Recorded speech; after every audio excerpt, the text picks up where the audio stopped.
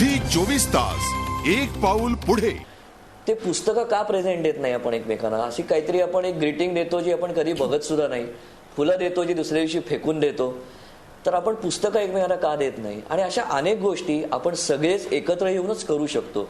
जसं मगाशी मला सांगितलं पाटकर सरांनी की माझ्या कार्यक्रमामधनं, माझ्या मुलाखतीमधनं मी जर का पहिली गोष्ट कुठली सांगत असेल तर मी माझे आवडते लेखक सांगतो, मी माझे आवडते कवी सांगतो, आणि जो कोणी माझ्याकडे येतो त्याला मी सांगतो मी स्वतः लिहितो कवी आणि वाचतो जास्त.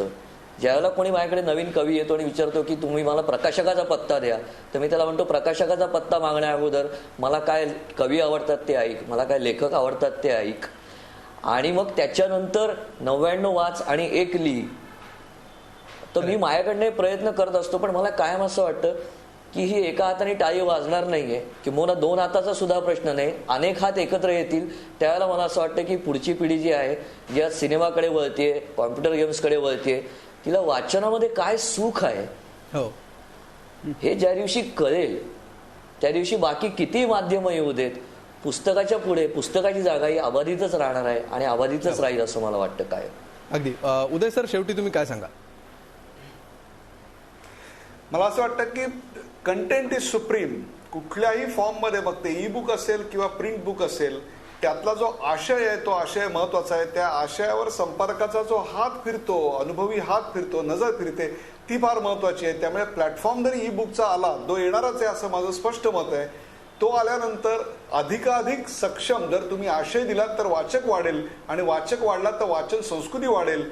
या सगळ्या प्रकारातून जर साहित्य संमेलनामध्ये साहित्य संमेलनाचे वाद असतील, काही असतील, त्यातनं जर साहित्य संस्कृती वाचन वाढणार असेल, त्याचं अग्रेसिव्ह मार्केटिंग जर होणार असेल, तर मला असं वाटतं 2013चं साहित्य संमेलन हे यशस्वी झालं असं म्हणायला हरकत नाही. तुम्ही 2050 विषयी विचारत होतात तर मला 100% खात्री आहे की 2050 सालचं संमेलन जर यशस्वी व्हायचं असेल तर साहित्य व्यवहाराचं बदलतं स्वरूप हे प्रकाशकांनी, लेखकांनी, वाचकांनी लक्षात ठेवलं पाहिजे.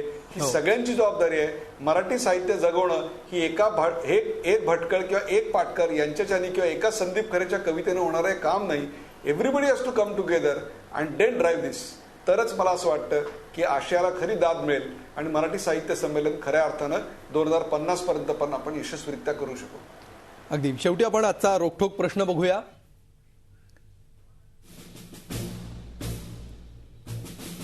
आजचा प्रश्न होता, ई बुक्स आणि ऑडिओ बुक्समुळे साहित्याचा दर्जा टिकून राहील का? 65% लोक म्हणतायत की होय, दर्जा टिकून राहील, तर 35% लोक नाही म्हणतायत. साहित्याचा दर्जा हा ई बुक्स किंवा ऑडिओ बुक्स पुस्तकांच्या फॉर्ममुळे, पुस्तकांच्या प्रकारामुळे बदलण्याची काही गरज नाही. जसं भटकळ सर म्हणाले, साहित्याचा आणि साहित्य व्यवहाराचा किंवा पुस्तक कुठल्या फॉर्ममध्ये आहे त्याचा आणि त्यातल्या दर्जाचा काही संबंध नाही. मात्र नवतंत्रज्ञान साथ घालतंय, त्याला आपण कशी प्रतिसाद द्यायचा, कसा आपण प्रतिसाद देतो हे येणाऱ्या काळामध्ये आपल्याला लक्षात येईलच. तूर्त धन्यवाद सगळ्यांचे या चर्चेमध्ये सहभागी झाल्याबद्दल, आणि अत्यंत महत्त्वाच्या, जिव्हाळ्याच्या आणि महाराष्ट्राला गरज असलेल्या या विषयावर आम्ही हा टॉक शो आयोजित केलेला होता, हा कार्यक्रम आयोजित केलेला होता. त्यात तुम्ही महाराष्ट्रातले सगळे मान्यवर आलात, तुमची मतं पोहोचवलीत. आज गावागावापर्यंत ही मतं पोहोचली असतील.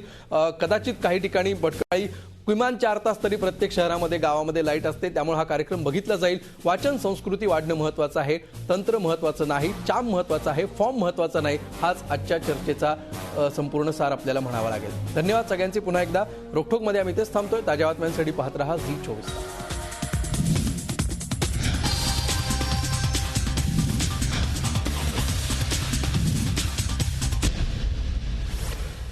झी 24 तास एक पाऊल पुढे.